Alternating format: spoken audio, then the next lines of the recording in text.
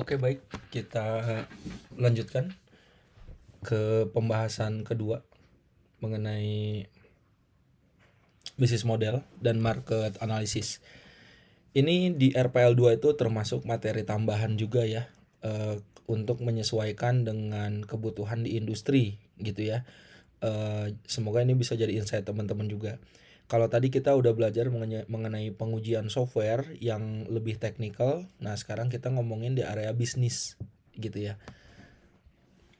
Ya, jadi mungkin teman-teman udah pernah mendengar istilah bisnis model dan salah satu metodenya adalah bisnis model canvas. Nah, namun saya coba remind lagi kurang lebih secara konsep seperti ini. Jadi ketika teman-teman bikin MVP gitu kan, minimum viable product, di mana MVP itu diciptakan melalui satu metode namanya UVV message waktu di awal perkuliahan dulu RPL 2 ya. Nah, UVV message dan minimum viable product yang teman-teman udah buat gitu, nah itu tuh akan diimplementasikan ke dalam bentuk bisnis model. Maka keterkaitannya adalah bagaimana caranya teman-teman bisa memahami, menciptakan sampai bisa menyampaikan value-nya kepada pelanggan. Nah, maka ini adalah template-nya ya dari bisnis model canvas. Ini adalah framework gitu kan. Framework itu adalah cara berpikir ya, atau metode berpikir ketika teman-teman punya sebuah bisnis, gimana caranya biar bisnis teman-teman itu bisa berjalan dengan baik gitu ya. Nah, saya coba share dulu urutannya ya teman-teman. Jadi yang pertama itu yang teman-teman harus analisa pertama kali di bisnis model canvas adalah value proposition. Dan ini udah teman-teman bikin di awal, namanya adalah UVP message gitu kan. Kalau udah tahu nih value propositionnya apa, langsung jelas teman-teman akan punya namanya customer segment gitu kan. Udah punya si usernya tuh potensinya apa dan siapa aja gitu. Nah, maka dari sini teman-teman bisa ngecek nih aktivitas yang akan teman-teman lakukan secara produksi itu apa dan punya resource-nya seperti apa saja. Nanti untuk bisa mengerjakan ini butuh partner nggak? Nah, kalau butuh partner maka bisa dibikin namanya key partner. Habis itu bisa dilanjutkan ke customer relationship dan ke channel juga gitu sebagai satu media untuk publikasi. Nah, terakhir itu ada namanya cost structure. Cost structure ini adalah pembiayaan dari software yang teman-teman akan buat gitu, analisanya seperti apa aja, dan yang terakhir adalah revenue stream. Nah, teman-teman tuh harus menganalisa ini. Nah, kita lihat penjelasannya satu persatu. Nah, ini yang pertama. Yang harus ditegaskan di dalam bisnis model canvas yang paling pertama adalah kebutuhan customer ataupun usernya teman-teman fit nggak, pas nggak, cocok nggak dengan value yang ditawarkan sama produknya teman-teman gitu. Apa yang dimaksud fit? Pertama dari pelanggannya tepat nggak. Nah, jadi jangan sampai nih ketika teman-teman mencari responden untuk tugas besar kali ini teh udahlah teman sendiri aja lah gitu ya, karena nggak ada lagi gitu. Nah, kalau teman-teman masih punya perspektif kayak gitu, ketika nanti teman-teman kerja di industri akan kesulitan gitu untuk mengimplementasikan keilmuan sesungguhnya gitu ya, karena kan di mata kuliah ini tuh belajar gitu ya, bagaimana melakukan fit gitu ya antara produk yang teman-teman bikin atau dengan kebutuhan usernya. Nah, maka pelanggan, masalah yang dihadapi sama keinginan dari pelanggan itu cocok nggak dengan manfaat yang mereka akan rasakan gitu kan, dan apakah produk yang kita buat itu punya value buat mereka. Nah, untuk bisa melakukan penciptaan value itu yang harus fit selanjutnya adalah mekanisme relationship dan mekanisme channel gitu ya. Nah, mekanisme relationship ini disinilah nanti kita akan move ke pembahasan ketiga namanya growth hacking. Nah, mungkin ini nanti jadi bridging ya buat masuk ke video kita ketiga gitu mengenai growth hacking. Nah, di sini tuh artinya teman-teman akan mematchmakingkan gitu ya antara hubungan yang dibangun dengan pelanggan sama media apa yang sering dipakai sama pelanggan tersebut. Jadi jangan sampai si pelanggan ini terbiasa menggunakan WhatsApp gitu ya, tapi teman-teman membuat sesuatu yang jarang digunakan oleh user tersebut. Minimal kalau usernya menggunakan WhatsApp, ada item-item startup yang ada item-item WhatsApp yang kemudian digunakan juga gitu untuk channel barunya si value yang teman-teman bikin. Nah, kemudian aspek yang dianalisa selanjutnya adalah di area internal dan eksternal. Di internal ini adalah key activity apa yang dikerjakan sehingga bisa menghasilkan key resource apa yang akan dibutuhkan gitu ya. Jadi kan kalau key activity kita di software development itu ya SDLC ya, teman-teman. Software development life cycle, mulai dari analisis atau gathering requirement kan, kemudian design, coding, testing, implementation, monitoring, evaluation, balik lagi ke gathering requirement, analysis gitu. Nah, itu adalah key activity kita di dunia pengembangan software gitu. Key resource-nya itu adalah SDM jelas gitu ya. Engineer-nya juga bisa dipecah jadi berapa orang. Pokoknya mulai dari SDLC itu role-role-nya yang udah pernah saya sampaikan pada teman-teman itu udah termasuk ke dalam key resource gitu. Nah, baru kalau key partner ini adalah kayak misalkan disesuaikan dengan substansi yang teman-teman kerjakan. Misal kalau teman-teman bikin aplikasi buat beasiswa ke universitas. Nah, yang jadi key partnernya itu adalah siapa yang nge-support data beasiswa universitas tersebut. Kayak gitu. Nah, itu harus ada tuh di key partners. Kayak gitu.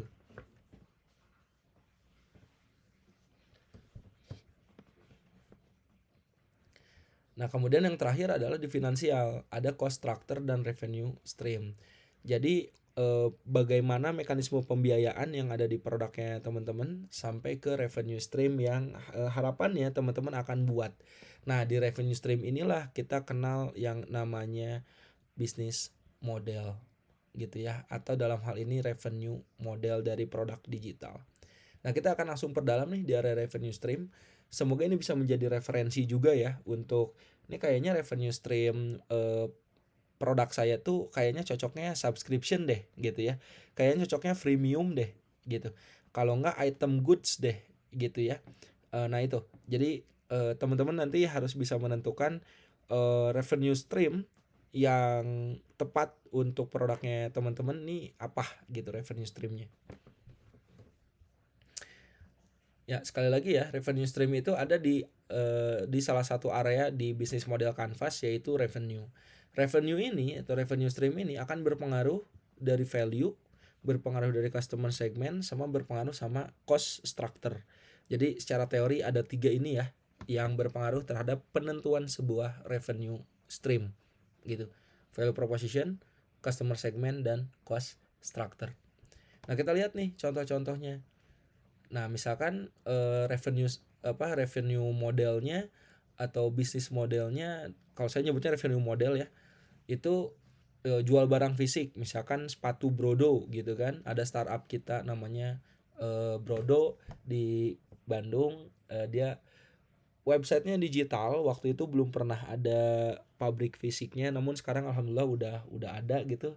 Nah, itu dengan membuat sebuah platform digital yang dijual adalah justru produknya. Kemudian iTunes, kemudian Line, Scoop gitu, dia jual barang-barang digital gitu kan ya. Jadi kalau di Line terutama itu kan konsepnya koin ya. Nanti koin itu kita bisa tukar pakai duit gitu kan. Duit kita beli, terjemahin kayak Steam lah, kayak Steam game gitu ya. Jadi ada barang digital yang kemudian di perjualbelikan di dalam produk kita, di software kita.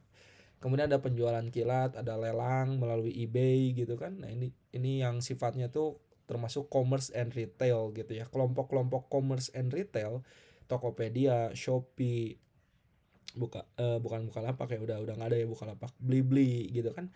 Yang masih sustain sekarang itu rata-rata seperti ini revenue model yang lebih spesifiknya gitu ya. Jual barang fisik, jual barang digital, penjualan kilat sampai ke lelang. Kemudian ada transaksi juga gitu. Kayak misalkan reseller tiket.com nih. Jadi persentase dari pembelian tertentu atau transaksi penyewaan tertentu, nah itu dapat persentasenya dari transaksi tersebut. Tiket.com itu Traveloka gitu kan. Nah, itu tuh masuk sebagai seorang distributor atau reseller. Bisa juga afiliasi, bisa juga transaction enabler seperti Veritrans ataupun marketplace ya, yang tadi udah saya sampaikan. Kemudian ada juga revenue model dari sisi penggunaan software. Nah, contoh kayak Google Drive gitu kan. Google Drive itu gratis kalau kuotanya 5 giga misalkan atau 15 giga gitu kan, gratis. Tapi kalau udah lebih dari 15 giga itu jadi berbayar. Nah, itu adalah usage. Jadi fokusnya terhadap sebuah pemakaian tertentu. Atau langganan itu ya. Oh, saya berlangganan Netflix gitu kan. Oh, dari awal udah harus bayar gitu ya. Nah, itu namanya subscription gitu. Kemudian kan sekarang juga udah banyak muncul yang mengenai subscription ini di Instagram ya, kayak berlangganan story influencer gitu. Nah, itu tuh revenue model tuh. Kemudian di YouTube juga sama. Berlangganan konten eksklusif gitu. Jadi kalau subscription di YouTube itu kan hanya untuk menjadi pelanggan setia, tapi dalam hal ini user lah gitu, belum menjadi customer. Nah, ketika menjadi customer, ketika udah ada revenue yang mulai masuk secara langsung dari orang tersebut ke si YouTubernya, maka itu yang dinamakan customer, bukan lagi user. Nah, revenue modelnya adalah member berbayar gitu kan ya, paid promo, paid user gitulah gitu, paid customer. Nah, ini lebih dari subscription ya. Kemudian lisensi. Nah, ini biasanya pakai software yang diinstal di perusahaan-perusahaan ya, kayak Office gitu kan. Nah, itu mainannya lisensi itu. Lisensi sekali pakai seumur hidup gitu kan. Nah, itu bisa tuh. Nah, jadi ini referensi-referensi yang bisa jadi referensi. Ini kayaknya cocok deh buat tugas besar kelompok saya nih, revenue modelnya seperti ini, seperti itu gitu. Nah, ini ada juga contoh lain seperti freemium gitu kan. Contohnya kayak menghapus iklan, memberikan akses tanpa batas, ataupun ada fitur-fitur yang berbayar jika ingin lebih advance gitu ya. Kayak misalkan ada aplikasi gym, aplikasi standarnya A sama B, tapi kalau pengen advance lagi bisa ada fitur C, fitur D, fitur E yang kemudian nanti kalau mau pakai harus berbayar gitu. Nah, ini freemium, jadi ada gratisnya dulu, tapi nanti ada fasenya di mana dia berbayar. Dan ada paket-paketnya biasanya ya yang dibuat gitu. Kemudian advertising juga termasuk ke revenue model ya. Itulah yang banyak banget dipakai di sosial media saat ini gitu ya. Di portal-portal berita juga, iklan, promote konten, sponsor gitu.